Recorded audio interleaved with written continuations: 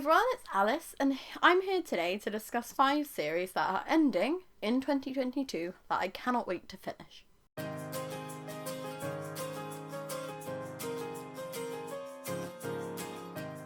If you've watched my channel before, you'll know I am not a big finisher of series. I normally read the first few and then plan on reading the last one and then never actually get to it.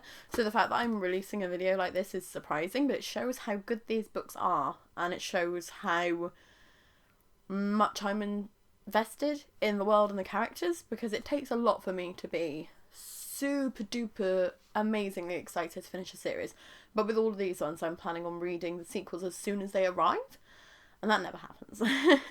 There's probably more that I just don't realise of finishing this year, because I was thinking of putting The Hawthorne Legacy by Jennifer Lynn Barnes on here, because I did really enjoy the first book in the series. Hang on, no, is The Hawthorne Legacy the second one? There's definitely a third one coming out, it's red. I don't remember. But I really liked the Inheritance games, I just haven't read the second one yet, so I don't want to put that one on there. But the first 2 books on this list are ones that I haven't actually read the sequels yet, but I'm planning on reading the rest of the series this year. So I'll start off with Call Down a Hawk by Maggie Stiefvater. This is one that I finished my reread earlier this month, I think? Yeah. And this is a spin-off series to the Raven Boys. Nearly called it the Dream News because that's my favourite book in the series, and it feels more like a spin-off from that because that is Ronan's story and this is focused on Ronan. But yes, so this is a spin-off from the Raven Cycle, and it follows Ronan, who is one of the Raven Boys, and it's very magical. It's all about dreams, and there's a few new characters introduced that make the story a lot more compelling, and I just absolutely love this book. I've given it 5 stars the both times I've read it. Planning on reading Mr. Impossible probably next month. I'm trying to wait until it's close to book 3, which is as yet untitled, being released, because then I won't need to reread them again, because I just have a hard time retaining books in series. But yes, I love these. I can't wait to finish off this series. And I believe the last one is coming out in either October or November, so it's towards the end of this year. The next book on my list is The Prison Healer by Nanette Noni. This is another one that I haven't actually read the second book yet, which is The Gilded Cage, but The Blood Traitor is coming out later in the year. I believe it's May or June, but don't quote me on that. It has a cover though. But these have all been released very close together. So this book was in Fairy Loo in the summer months last year. And the sequel has already been out for a couple of months, and the third book is coming out very soon as well. I loved the first one. I thought it was quite classic YA. I liked the fact that it was a bit kind of cringy, a bit cheesy, very predictable, but I really liked the way that it was written, and I loved the characters. So I'm looking forward to book 2, because everything that I predicted was going to happen has happened by the end of book 1.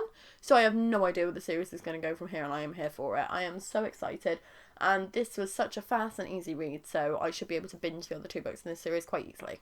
The next book on this list is one of my most anticipated releases of 2022, and that is Blood Marked by Tracy Deonn, which is the sequel to Legendborn. I thought that this was going to be a trilogy, but I've seen a few people describing Blood Marked as the last book in the series, so it might just be a duology. If you know more than I do, then please let me know, because I don't want to be excited for this one being the last book in a series and then have, like, book 3 is on its way. But I'm definitely going to be reading Blood Marked when it is out later in the year. Legendborn came out a year and a half ago, I think. It's an Arthurian retelling, and it follows a girl whose name I've forgotten. Bree. I was going to say Bree, but it didn't seem right. And it follows a girl called Bree, and a guy called Nick, and another guy called Sel, and I just find it's like, it is definitely a love triangle, it's going towards a love triangle, but I find the dynamics between them really fascinating, and I'm not like a huge fan of love triangles, but this one I enjoyed. And yeah, it's an Arthurian retelling that didn't annoy me and didn't make me want to throw the book across the room, so that proves that it is a very very good Arthurian retelling, and I'm looking forward to reading Bloodmarked. I'm going to do a quick switcheroo for the last 2, because the next book I'd like to talk about is Crimson Rain by Emilia Wenzhou. That's the 3rd book in the Blood Heir series, and I'm actually up to date on this series, which is nice. I finished Red Tigress in December, I think. But I really enjoyed it. I'm looking forward to reading the next book in this series. This is a series that's improving as it goes on. The first book I gave either a 3 or a very low 4. This is quite solidly 4-star territory is edging towards a 5 in the second half. So I think Crimson Reign might get me there. And it might actually be the best book in the series for me. I'm just so invested in these characters and in this world, and I can't wait to see what happens next. Amelia Winslow is not afraid of killing off named characters either, so I'm scared for all of my loved ones, and I don't want bad things to happen, but I need to read it to find out. So I've already got my copy pre-ordered from Illumicrate, and as soon as it arrives in the post, I am dropping everything to read it. I believe that's coming out in March. So hopefully I'll have this series finished first out of all of these this year. And the last book I have to mention, because Red Rising is my entire brand, is the potentially named Lightbringer, which should hopefully come out this year. Lightbringer had an anticipated release date in the middle of July, and it has now changed to December. Which means the likelihood of it coming out this year is not high, because when you look at the publishing calendar, huge releases never come out in December. The bigger releases are normally kind of September, October time. There's always like a huge push in September, and then it kind of tapers out towards the end of the year, which is why you'll notice a lot of book boxes in December either do a November release late or a January release early. There is not a lot that gets released in December, so I don't believe that for a second. I don't know if they pushed it later to kind of get the hype off so that people aren't trying to leak it, or whether it's going to end up being a 2023 release, which looks more likely to me.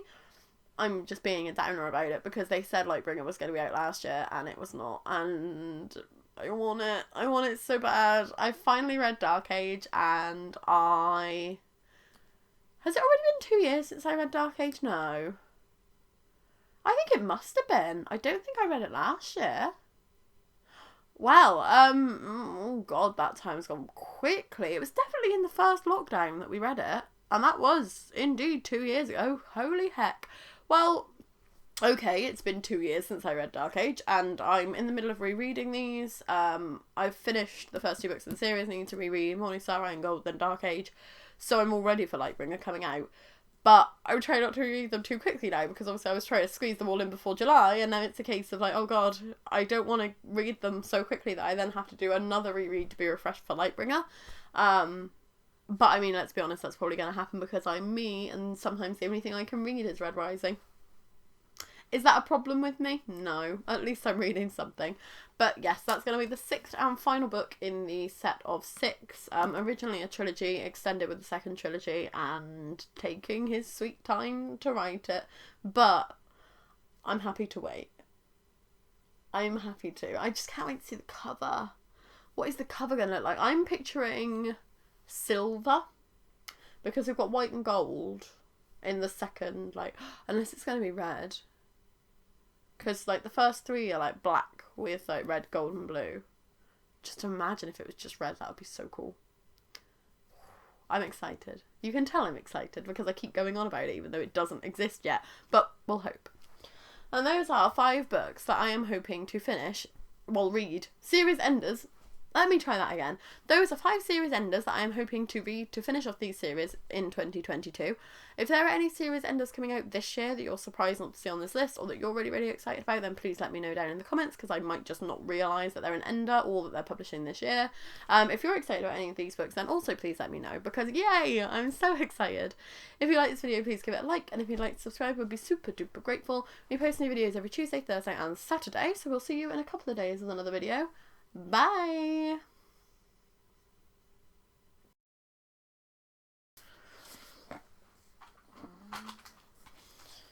I can't remember the name of the next sequel, so I'm going to have to do a very quick Google. I am unprepared.